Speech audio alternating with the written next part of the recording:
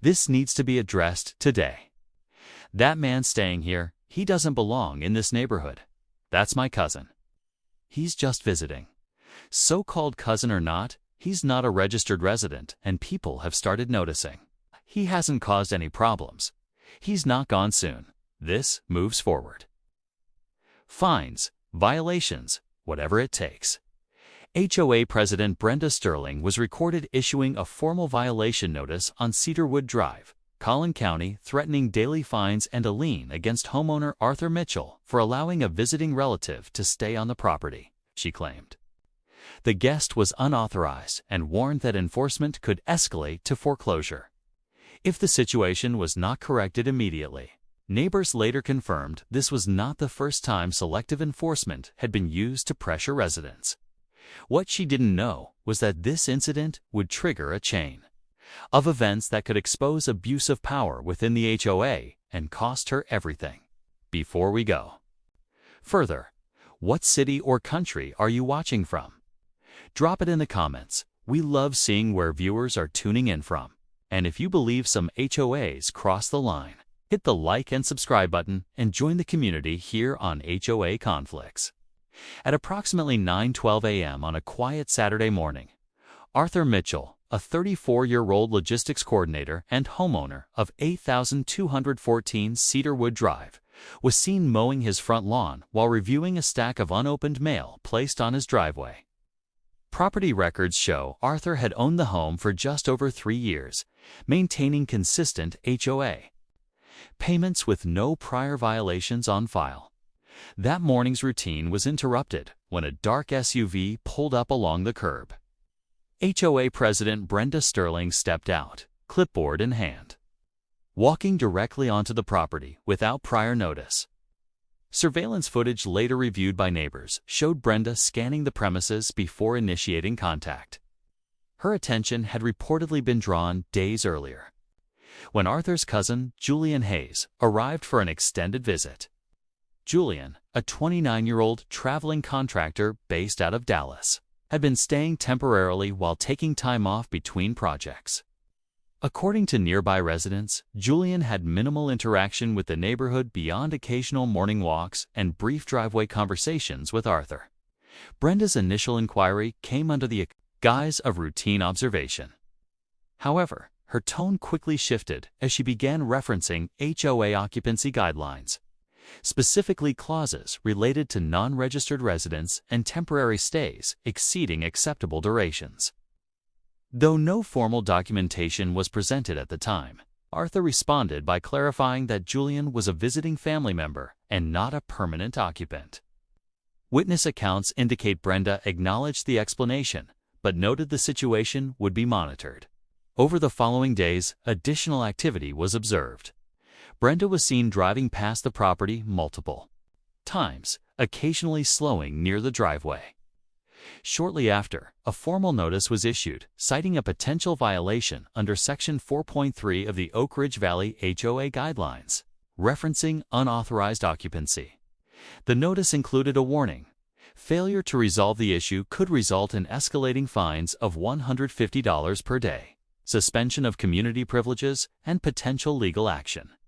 At this stage, no formal hearing had been conducted and no evidence had been submitted indicating any disruption or violation caused by the guest. However, the situation was no longer informal, and this was only the beginning. Within a few days of the first notice, HOA President Brenda Sterling made direct contact again. This time, the tone was no longer polite or observational. She approached Arthur Mitchell outside his home on Cedarwood Drive and questioned why the so-called cousin was still staying at the property. According to neighbors who later spoke about the incident, Brenda stated that extended guests were not typical for the community and suggested that people like that could make the neighborhood feel unsafe. She also mentioned that such situations could affect property values, even though no formal complaints had been filed by other residents. Arthur Mitchell responded calmly. He explained that Julian Hayes was a family member on vacation and had every right to stay temporarily. He also pointed out that there had been no damage, no noise complaints, and no violation of any clear rule. Brenda did not argue for long. She simply wrote something down on her clipboard and left the scene. What followed made the situation more serious. At the next scheduled HOA meeting held at the Oak Ridge Valley Community Hall on Maplewood Lane, Brenda raised a new concern during the open session. She spoke about non-residents using shared facilities and claimed that the HOA needed to tighten enforcement to protect the community. She did not mention Arthur Mitchell or Julian Hayes by name, but several. Attendees later confirmed that it was clear who she was referring to. Meeting notes showed that no official vote was passed to change any rules that night. However, within 48 hours, changes began to appear in how the existing rules were enforced. Julian Hayes attempted to use the community gym later that week. Access was denied. Staff at the facility informed him that guests were no longer allowed during certain hours. When Arthur Mitchell accompanied him the next day, they were again stopped. This time, they were told that only registered residents could use the amenities until further notice. Other residents later confirmed that they had guests over during the same period without any issue. No notices were sent to them, and no restrictions were applied in their cases. This raised concerns about selective enforcement. Shortly after, a second notice was delivered to Arthur Mitchell's mailbox. The document repeated the claim of unauthorized occupancy and added a new warning. It stated that continued violation could lead to suspension of all community privileges and increased daily fines. No hearing date was included. No clear timeline for compliance was provided. By this point, the situation had moved beyond a simple disagreement. It had become targeted, and the pressure was building in a way that suggested this was not going to stop on its own. The incident that changed everything happened. On a quiet afternoon inside Arthur Mitchell's home on Cedarwood Drive, at approximately 2:40 p.m., Julian Hayes was in the bathroom when a loud crash was heard. Neighbors later reported hearing a sharp scream followed by sudden movement inside the house. Within seconds, Arthur Mitchell rushed toward the sound and found Julian on the floor, bleeding and unable to stand properly after slipping. Emergency. Services were called immediately. The call log later confirmed that the dispatcher classified it as a fall injury with possible internal damage. Within minutes, a paramedic unit arrived at the property. Paramedic Sarah Jenkins entered the home with her partner and began basic assessment. Initial checks showed visible bleeding and signs of possible trauma, but Julian was still conscious. Treatment started. On the spot, bandages were applied and preparations were made to move him safely for further testing at the hospital. At that moment, the situation was under control. Then, HOA President Brenda Sterling arrived. Witnesses later stated that she walked into the property without hesitation and immediately demanded that the paramedics stop what they were doing. She pointed at Julian Hayes and stated that he was not a registered resident of the community. Therefore, he had no right to benefit from community services. Paramedic Sarah Jenkins responded clearly.